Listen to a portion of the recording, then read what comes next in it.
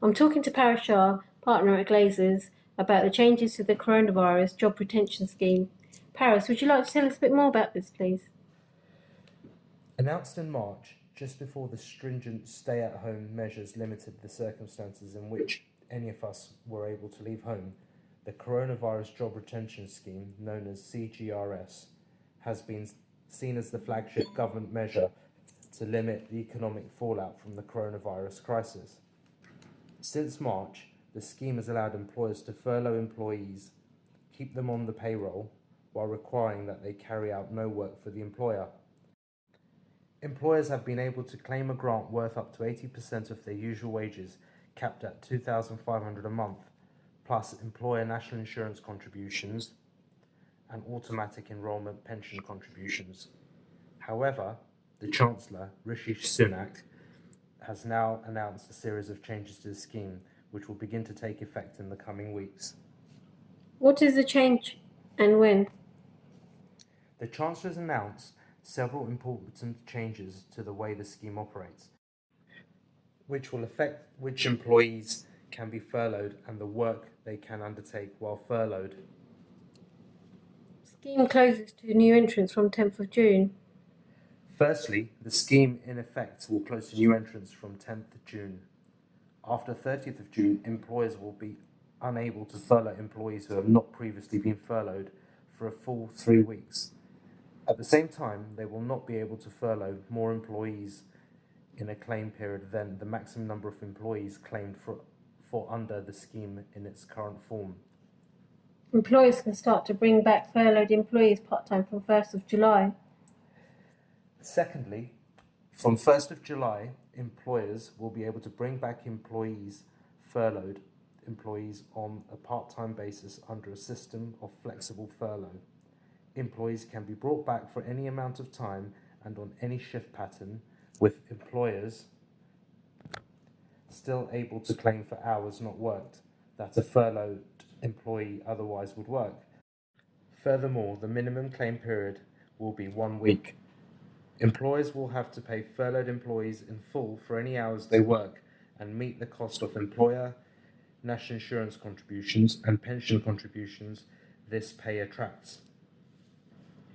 Value of CJRS grants will begin to taper down from 1st of August. Thirdly, from the 1st of August, the value of the CJRS grants will begin to taper down. From August onwards, the grants will no longer cover the cost of employer national insurance contributions and pension contributions, with these costs passing to employers. However, the grants will still cover 80% of employees' usual wages, up to a cap of $2,500 a month.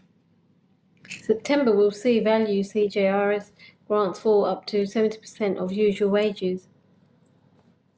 From September, CJRS grants will only cover 70% of the usual wages of furloughed employees, but those employees will remain entitled to receive 80% of their usual wages, capped at £2,500.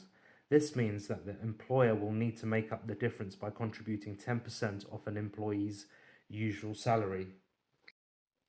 CJRS grants will fall to 60% of usual wages in October. October's CJRS grants will fall to 60% of a furloughed employee's usual wages, but as with September, those employees will remain entitled to 80% of their usual wages, up to a cap of $2,500 a month. This means employers will need to contribute 20% of a furloughed employee's usual salary. The scheme will close at the end of October. As expected, the scheme will close at the end of October, and it will not be possible to claim a grant in respect of a furloughed employee. This will lead to a cliff edge in support, with employers suddenly needing to cover 100% of wages in November, having been liable for just 20% in October, a five-fold increase. At this point, employers will have to decide whether they need to bring furloughed employees back to work as previously, renegotiate their contract, or make them redundant. What does this mean if I currently have employees who are furloughed? If you currently have employees on furlough, you do not need to change anything until August, when you will need to begin meeting the cost of employer national insurance contributions and pension contributions. However, it will be open to you to bring those employees back on a part-time basis from July, while still claiming a grant in respect of any of their usual hours that they do not work. This arrangement will remain in place until the close of the scheme at the end of October, but you should bear in mind that the value of the grant will gradually reduce from August onwards. How can I bring an employee on flexible furlough?